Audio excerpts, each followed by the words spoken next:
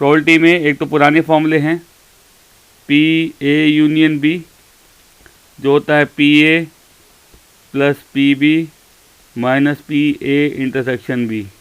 अगर हमारा आ जाए क्वेश्चन और या एटलीस्ट वर्ड प्रॉब्लम, आपको याद होगा लास्ट क्लास में करी थी 11th क्लास में, अगर और या एटलीस्ट वर्ड आता है तो यूनियन लगाते हैं।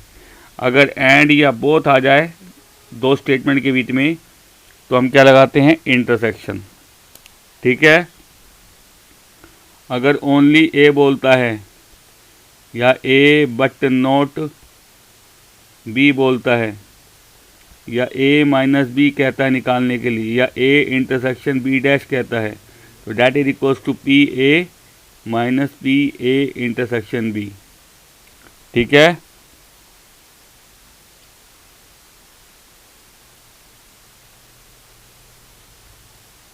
ठीक है जी।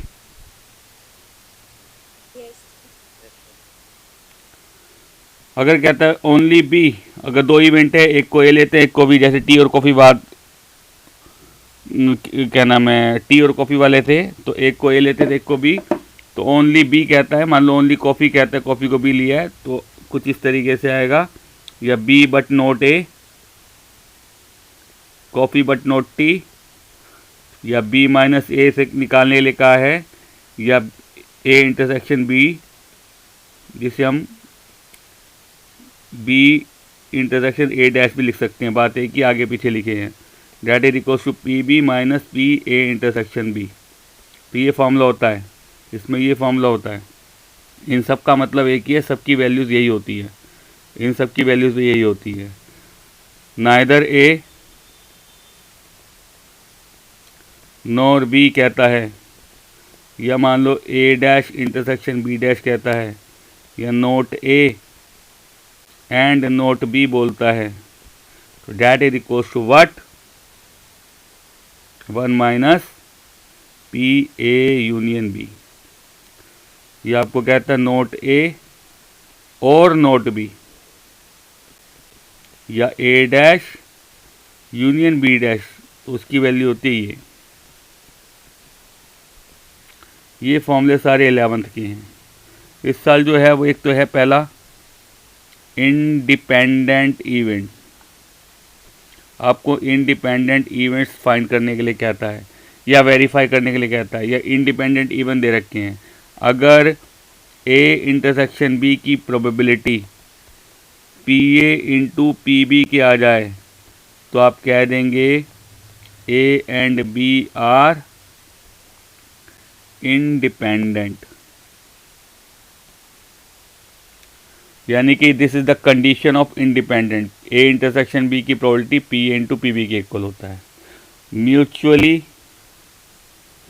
एक्सक्लूसिव इवेंट, अगर ए इंटरसेक्शन बी, ए और बी का इंटरसेक्शन कुछ भी नहीं आता है, 0 होता है, तो हम कह देंगे ए और B are mutually exclusive events. ठीक है बेटा, ठीक है, तो रिप्लाई कर दो यार। अब एक नोट ध्यान रखना, देखो बॉल्स वाले जो क्वेश्चन आते हैं, कार्ड वाले जो क्वेश्चन आते हैं, जब हम उसमें कार्ड ड्रॉ करते हैं, बॉल निकालते हैं, कार्ड निकालते हैं, उस केस में अगर विदाउट रिप्लेसमेंट बोला है, अगर विदाउट रिप्लेसमेंट है तो ध्यान रखना आप सोल्व कर सकते हैं बाय कॉम्बिनेशन, ये ध्यान रखना। और अगर विद रिप्लेसमेंट है तो आप सोल्व करेंगे ईच इवेंट सेपरेटली, हर एक इवेंट की प्रोबेबिलिटी अलग अलग निकालेंगे केसेस बना के, ये दो ध्यान रखना। ठीक है, और ये एक्सरसाइज पे look at the first question, you have given P A P B, आपको इंटरसेक्शन निकालना, और ए और बी बोले इंडिपेंडेंट। तो इंडिपेंडेंट होते हैं तो ए इंटरसेक्शन भी होता है P A into P B के इक्वल। कोई डाउट? कोई डाउट? उससे पहले मैं फोर्थ और फिफ्थ बता रहा हूँ। फोर्थ क्वेश्चन है, फिफ्थ क्वेश्चन है। फोर्थ क्वेश्चन में कहा है कि a fair coin and unbiased die are toss, a fair coin and unbiased dies are toss, ठीक है बेटा। A is the event head appear on the coin, A event है जिसमें कहा है कि हेड आना चाहिए कॉइन पे, और बी इवेंट क्या है, 3 ऑन द डाई। चेक करना है कि ए और बी इंडिपेंडेंट इवेंट है या नहीं। तो इंडिपेंडेंट कब होता है, जब इंटरसेक्शन इसके इक्वल होगा। तो पहले हम क्या करेंगे, सैंपल स्पेस लिखते हैं जी इसके। क्वेश्चन नंबर 4, अनबायस्ड क्या होता है कि मतलब चांसेस इक्वल होते हैं सबके। बायस मतलब होता है जब किसी पर्टिकुलर चीज़ के आने के चांस, जैसे सिक्का होता है, अगर बायस है तो उसमें लिखा होगा जैसे हेड के चांसेस ज़्यादा होंगे, अगर अनबायस्ड होगा तो उसमें क्या होगा कि इक्वल चांसेस होंगे सबके, मतलब एक तरफ बाहर ज़्यादा नहीं है। नॉर्मली क्या होता है, हमारे सारी सब कुछ भी उछालोगे सबके चांसेस इक्वल होते हैं। अगर किसी एक तरफ मैं वेट ज़्यादा कर दूंगा तो हर बार क्या होगा, टॉस करने के बाद वो चीज़ ज़्यादा आ जाएगी, ठीक है, वो हो जाएगा बायस कॉइन। तो जी डाई, एक कॉइन और एक डाई उछालते हैं तो क्या केस बनते हैं, कॉइन को उछाला, मान लो कॉइन में हेड आ गया, ठीक है, अब उसके बाद डाई उछाल रहे, तो डाई में 1 2 3 4 5 6 हुए, तो हेड के साथ 1 आ सकता है, हेड के साथ 2 आ सकता है, हेड के साथ 3, हेड के साथ 4, हेड के साथ 5, हेड के साथ 6, या टेल आया तो tail 1, tail 2, tail 3, tail 4, tail 5, tail 6। ये हमारे टोटल सैंपल स्पेस बनेंगे। टोटल सैंपल स्पेस, ए क्या इवेंट है बेटा, head on die, head on coin, और बी है 3 ऑन डाई। ए के सैंपल स्पेस लिखे मैंने, ए के सैंपल स्पेस में क्या आएगा, head on coin H1, H2, H3, H4, H5, H6। B के सैंपल स्पेस में क्या आएगा, 3 ऑन द डाई, H3 और T3, ठीक है जी। क्योंकि मुझे इंडिपेंडेंट चेक करना है तो मैं इसकी प्रोबेबिलिटी भी निकालूंगा, इसकी भी निकालूंगा, और इंटरसेक्शन की भी निकालूँ। तो ए इंटरसेक्शन बी भी निकाला मैंने, इंटरसेक्शन जो दोनों में कॉमन है। कॉमन क्या है बेटा, H3। अब मैं इनकी प्रोबेबिलिटी निकालना है, पहले मैं निकाल रहा हूँ पी ए इंटरसेक्शन बी की प्रोबेबिलिटी 1 अपॉन टोटल। टोटल ये केसेस हैं, कितने टोटल, ये 12, ये आएगी पी ए इंटरसेक्शन बी। अब मैं पी ए निकालूंगा, प्रोबेबिलिटी ऑफ ए के इवेंट है ये 6 अपॉन टोटल हो गया 12, 6 अपॉन 12, सोल्व करके आगे जी 1/2। बी के इवेंट 2 केस हैं, डिवाइड बाय टोटल हो गया 12, 1/6। हमें इंडिपेंडेंट चेक करना है तो इंडिपेंडेंट में दोनों का प्रोडक्ट इसके इक्वल होगा, P A into P B निकालेंगे आप, 1/2 इंटू 1/6 कितना है बेटा, 1/12 आ रहा है, दैट इज ये इक्वल आ रहा है पी ए इंटरसेक्शन बी के, ठीक है जी, ए इंटरसेक्शन बी के।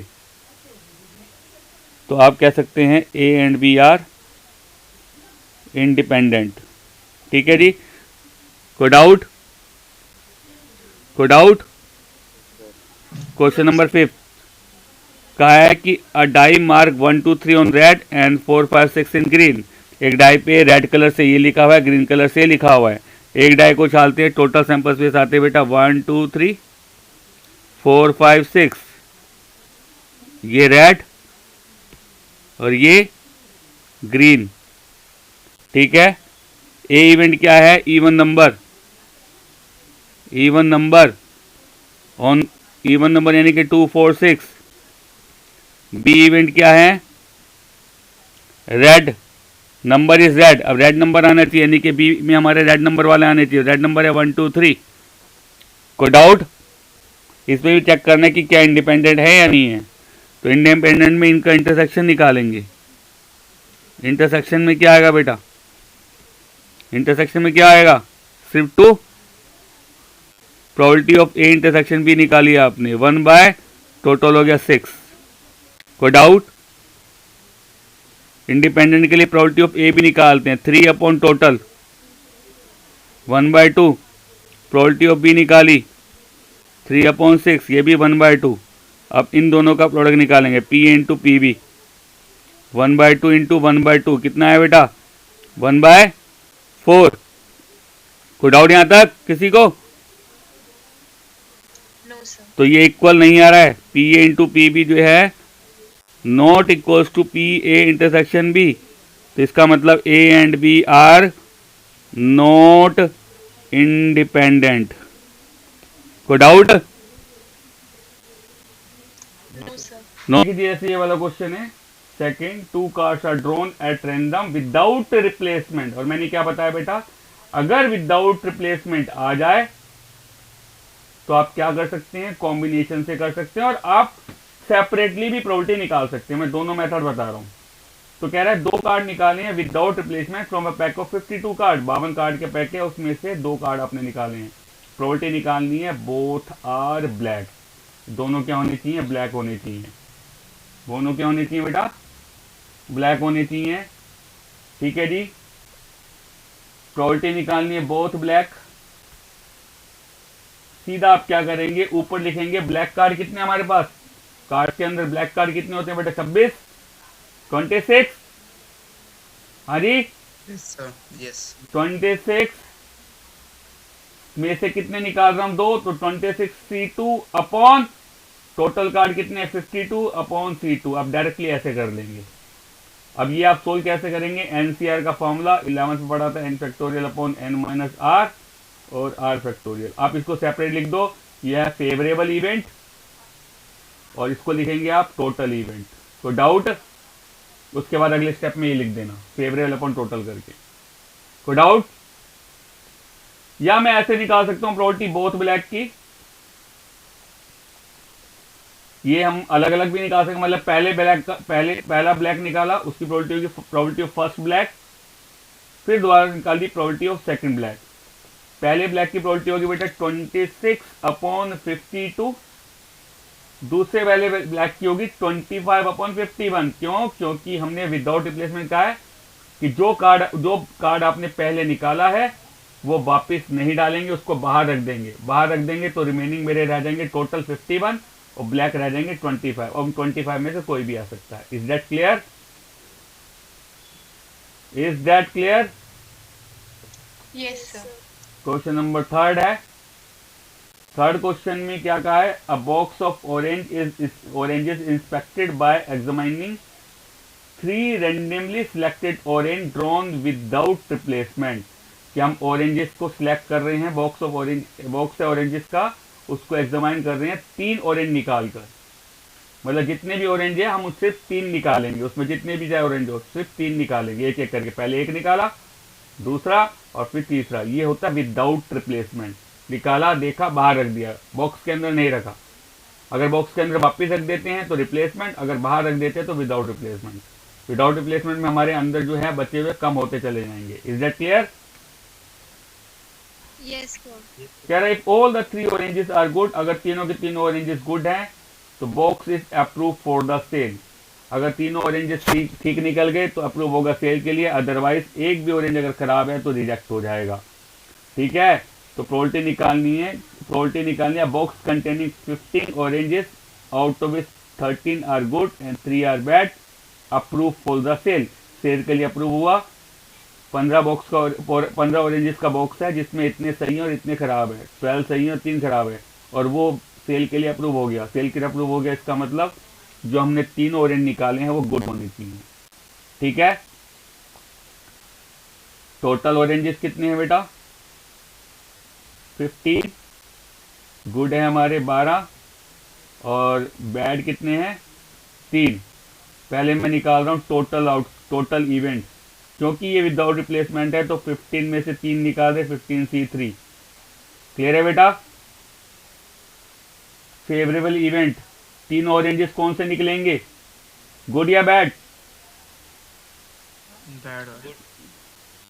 गुड वाले। तो 12C3, तो प्रोबेबिलिटी हो जाएगी बेटा 12C3 अपॉन 15C3। या आप ऐसे कर सकते हैं, प्रोबेबिलिटी ऑफ गुड और प्रोबेबिलिटी ऑफ गुड। उनकी प्रोबेबिलिटी कैसे निकालेंगे गुड वाले की, पहले गुड की प्रोबेबिलिटी होगी 12/15 फिर हो जाएंगे 11/14, तो के कम होता जा रहा है, फिर 10/13। किसी भी मेथड से निकाल सकते हैं आप। कोई डाउट? डाउट है किसी को? No, sir. इसके बाद है जी ये वाले क्वेश्चन, ये सारे फॉर्मूले बेस्ड है। ई दे रखा है, एफ दे रखा है, इंटरसेक्शन दे रखा है। ई और एफ इंडिपेंडेंट है, चेक करना है। इंडिपेंडेंट कब होगा? जब इन दोनों का प्रोडक्ट इसके इक्वल होगा। कर लोगे? हो जाएगा। Yes, sir. ऐसे ही ये वाला क्वेश्चन है, सारे उन्हीं के फॉर्मूले के बेसिस पे हैं। पी ए दे रखा है, यूनियन दे रखा है, पी बी पी है, म्यूचुअली एक्सक्लूसिव है, इंडिपेंडेंट है, तो according to mutually exclusive intersection 0 होगा, और इंडिपेंडेंट के केस में इंटरसेक्शन होगा P A into P B के। पी बी आपको लेट पी दे रखा है, तो कर लोगे आप, ये पी निकल जाएगा आपका। फॉर्मूला लगाना है ए यूनियन बी वाला, बिकॉज ए यूनियन बी दे रखा है। हो जाएगा बेटा। Yes, sir. ये सारे आपको करने हैं उन्हीं फॉर्मूले के बेसिस पे जो मैंने करवाए हैं। कल क्वेश्चन है, अ डाई इज टॉस 3 ट्राइस, एक डाई को 3 बार उछाल रहे हैं। प्रोबेबिलिटी निकालनी है getting odd number at least 1। Probability निकालनी है गेटिंग ओड नंबर एटलीस्ट 1। ठीक है, एक डाई को 3 बार उछाला, हमें निकालनी है probability of odd number at least 1। अगर एटलीस्ट 1 का केस आता है, अगर एटलीस्ट 1 का केस आता है तो कैसे निकालते हैं? देखो, प्रोबेबिलिटी निकालनी है एटलीस्ट 1 ओड नंबर। एटलीस्ट 1 का क्या होता है? 1 माइनस प्रोबेबिलिटी निकालेंगे, जिसके लिए बोला है एटलीस्ट 1 के केस में। एटलीस्ट 1 किसके लिए बोला है? एक ओड नंबर के लिए, तो हम प्रोबेबिलिटी निकालेंगे 1 minus probability of no odd number. ठीक है जी, ये प्रोसेस होता है। एटलीस्ट 1 का कोई भी क्वेश्चन आएगा तो 1 माइनस प्रोबेबिलिटी ऑफ नन कर देंगे, नो कर देंगे, जो बोला हुआ है। मान लो अगर कहा है एटलीस्ट 1 ब्लैक, तो 1 माइनस प्रोबेबिलिटी लिख देंगे probability of no black. Is that clear? Is that clear? यानी कि जो तीनों बार हमारा क्या आएगा? ओड नंबर नहीं आएगा, इवन आएगा। तो पहली बार में इवन, दूसरी बारी में इवन, और तीसरी वाली में इवन। इवन नंबर की प्रोबेबिलिटी क्या होती है? 3/6, 3/6, 3/6। कोई डाउट? जब आप डाई उछालते हैं एक बार, तो इवन नंबर आने की प्रोबेबिलिटी होती है 3/6। दोबारा उछालूंगा तब भी इवन नंबर की प्रोबेबिलिटी 3/6, और तीसरी बार में भी 3/6। कोई डाउट? डाउट है जी? ठीक है जी, इसका लास्ट क्वेश्चन है ये वाला, लेकिन ये आप खुद करेंगे। 14 तक के क्वेश्चन ही करने हैं, सॉरी 14 नहीं, 15 तक के क्वेश्चन करने हैं, 14 को छोड़ के। बॉल वाले, मैं इसके जैसे एक क्वेश्चन बता रहा हूँ, 50 बॉल वाले के जैसे ही, कार्ड वाले की तरह बॉल वाला। 14 नेक्स्ट क्लास में बताऊंगा मैं आपको। तो एक्स्ट्रा क्वेश्चन करा रहा हूं मैं आपको। अ बॉक्स कंटेन, क्वेश्चन है जी, a box contain 5 red and 6 black balls, 3 balls are drawn without replacement और रिप्लेसमेंट। दो केसेस बनाए हैं मैंने। पहला केस है, एक में होल्ड रखना, क्वेश्चन मैंने दोनों पार्ट डाले हैं, एक तो विद रिप्लेसमेंट और एक विदाउट रिप्लेसमेंट। अगर मैं विदाउट रिप्लेसमेंट है तो उसमें हमारा क्या होता है कि नंबर ऑफ बॉल्स कम होती चली जाती है, विद रिप्लेसमेंट हमारी नंबर ऑफ बॉल्स इक्वल हो जाती हैं। इसमें हम कॉम्बिनेशन लगा सकते हैं, बट इसमें हम कॉम्बिनेशन नहीं लगा सकते। तो फर्स्ट पार्ट है जी, क्या कहा है? At least 1 black. एटलीस्ट 1 के केस में मैंने क्या कहा था? 1 माइनस कर दो प्रोबेबिलिटी ऑफ नो। एटलीस्ट 1 के केस में, सिर्फ एटलीस्ट 1 वाले केस में प्रोबेबिलिटी ऑफ नो जो का है वो नो ब्लैक, यानी कि एक भी ब्लैक नहीं होगी। तो तीनों क्या होंगे बेटा? रेड। अब रेड की प्रोबेबिलिटी कैसे निकालें? अगर हम कॉम्बिनेशन से कर रहे हैं तो रेड कितनी बेटा मेरे? 5। कितनी बॉल ड्रॉ कर रहे हैं? 3 अपॉन टोटल कितनी हमारे पास? 11 C3। या मैं ऐसे कर सकता हूं, 1 माइनस, तीनों रेड है, पहली रेड की प्रोबेबिलिटी 5/11 मल्टीप्लाई दूसरी रेड की प्रोबेबिलिटी 4/10 मल्टीप्लाई तीसरी रेड की प्रोबेबिलिटी 3/9। आप ऐसे भी कर सकते हैं। अगर आप कॉम्बिनेशन नहीं लगाते तो आप सेपरेटली, बस ध्यान रखना नंबर ऑफ बॉल्स कम होती चली जाएंगी। कोई डाउट? No, sir. इसमें कैसे करेंगे? इसमें मैं सेपरेटली निकालें probability of at least 1 black, 1 minus probability of no black, 1 minus एक भी ब्लैक नहीं है, मतलब तीनों रेड होंगी। तो आप यहां पे करेंगे, इसमें इस वाले मेथड से करेंगे। पहली रेड की प्रोबेबिलिटी 5/11, क्योंकि विद रिप्लेसमेंट है तो टोटल बॉल वापस उतनी हो जाती है, क्योंकि इसमें क्या होता है बॉल देख के और वापस बैग में रख दी तो टोटल बॉल 5/11 ही हो जाएंगी दोबारा। फिर 5/11। कोई डाउट? कोई doubt? No sir. Second part में क्या है? Yes, sir. सेकंड पार्ट में क्या कहा है बेटा? सेकंड पार्ट में बोला है एग्जैक्टली 2 ब्लैक, मतलब 2 ब्लैक होंगी, तो इसमें केस बनेंगे प्रोबेबिलिटी ऑफ एग्जैक्टली 2 ब्लैक के केस में 2 ब्लैक और 1 रेड होगी। एग्जैक्टली 2 मतलब सिर्फ 2 ही ब्लैक होंगे, 2 से ज्यादा नहीं। ठीक है, तो अगर मैं इसको हम कॉम्बिनेशन से कर सकते हैं केसेस से भी, मैं कॉम्बिनेशन से बता रहा हूं। पहले 2 ब्लैक है तो 2 ब्लैक किस में से आएंगे? ब्लैक में से। रेड है तो रेड इसमें से आएंगे, तो ब्लैक की प्रोबेबिलिटी क्या होगी बेटा? ब्लैक की बेस होंगी 6C2 मल्टीप्लाई रेड की बेस हो जाएंगी 5C1 एंड इसलिए मल्टीप्लाई बीच में अपॉन टोटल कितनी होगी 11C3। और अगर आप ऐसे नहीं करना चाहते तो इसके केस में हमें पॉसिबल बेस बनानी पड़ेगी। पॉसिबल बेस बनानी पड़ेगी कैसे बेटा? 2 ब्लैक 1 रेड, 3 केस बनेंगे, ये केसेस बनेंगे। फिर सबकी प्रोबेबिलिटी आप अलग अलग निकालोगे। इसकी पहले इसकी निकालेंगे, ब्लैक की प्रोबेबिलिटी क्या होगी? ब्लैक की प्रोबेबिलिटी, ब्लैक कितनी है? 6/11। फिर दूसरी ब्लैक की प्रोबेबिलिटी 5/10। फिर रेड की प्रोबेबिलिटी, रेड कितनी है मेरे पास? 5 अपॉन टोटल हो जाएंगी 9। कोई डाउट? कोई डाउट? इसमें बात करते हैं ब्लैक रेड ब्लैक में। ब्लैक की प्रोबेबिलिटी 6/11, ब्लैक 6 है अपॉन टोटल होगी 11। फिर रेड की प्रोबेबिलिटी, रेड मेरे पास 5 है अपॉन 10। फिर दोबारा ब्लैक, एक ब्लैक पहले निकाल चुके हैं तो ब्लैक रह जाएगी मेरी 5 अपॉन टोटल हम 2 बॉल निकाल चुके हैं तो रहेगी 9। इसी तरीके से यहाँ पे रेड की प्रोबेबिलिटी 5/11, फिर ब्लैक की प्रोबेबिलिटी 6 बाय टोटल होगी 10 क्योंकि एक बॉल यहाँ निकाल चुके हैं आप, और फिर होगी रेड की दोबारा ब्लैक की, तो ब्लैक हमारी 5 है अपॉन 9। और इसको सोल्व कर लो, या ऐसे कर लो या ऐसे कर लो। Got it? लेकिन इस वाले केस में विद रिप्लेसमेंट वाले में हमें ऐसे ही करना पड़ेगा। विद रिप्लेसमेंट वाले केसेस में एग्जैक्टली 2 ब्लैक के केस में हमें पॉसिबल बेस बनानी पड़ेगी। Black 2 black 1 red, black red black, red black black, फिर इनकी प्रोबेबिलिटी निकालेंगे। ब्लैक की प्रोबेबिलिटी 6/11, क्योंकि विद रिप्लेसमेंट है दोबारा टोटल बॉल उतनी हो जाएंगी 6/11। एक बार ये वाला वापस समझा दिया, सर समझ में नहीं आया। किस पे? ठीक है जी, इसमें प्रोबेबिलिटी ये रहेंगी प्लस, अब ब्लैक 6/11, रेड मेरी 5 है टोटल 11, फिर ब्लैक है 6/11, क्योंकि टोटल बॉल उतनी ही रहनी है, वापस रख रहे हैं हम। रेड 5/11, 6/11, 6/11। ठीक है जी, कोई डाउट? कोई doubt? No, sir. Third part, first black. First black अगर आ गया तो अगर आप विदाउट प्लेसमेंट है या विद रिप्लेसमेंट है, इसमें हमें केसेस से ही करना पड़ेगा। इस वाले के अंदर कॉम्बिनेशन नहीं लगेगा विदाउट रिप्लेसमेंट में, इसके अंदर सैंपल स्पेस बनाने पड़ेंगे पॉसिबल बेस। कि फर्स्ट ब्लैक है, फर्स्ट ब्लैक, बाकी दो जो है वो कोई भी हो सकती है, दोनों ब्लैक भी हो सकती हैं, या एक ब्लैक एक रेड भी हो सकती है, उसकी पोजीशन BRB हो जाएगा, या BRR। ये 4 केसेस बनेंगे। प्रोबेबिलिटी निकाल रहा हूँ। पहली ब्लैक की प्रोबेबिलिटी 6/11, दूसरी की 5/10, तीसरी की 4/9। फिर ब्लैक की प्रोबेबिलिटी 6/11, दूसरी ब्लैक की 5/10, फिर रेड की प्रोबेबिलिटी 5/9। यहाँ पे ब्लैक की प्रोबेबिलिटी 6/11, रेड की प्रोबेबिलिटी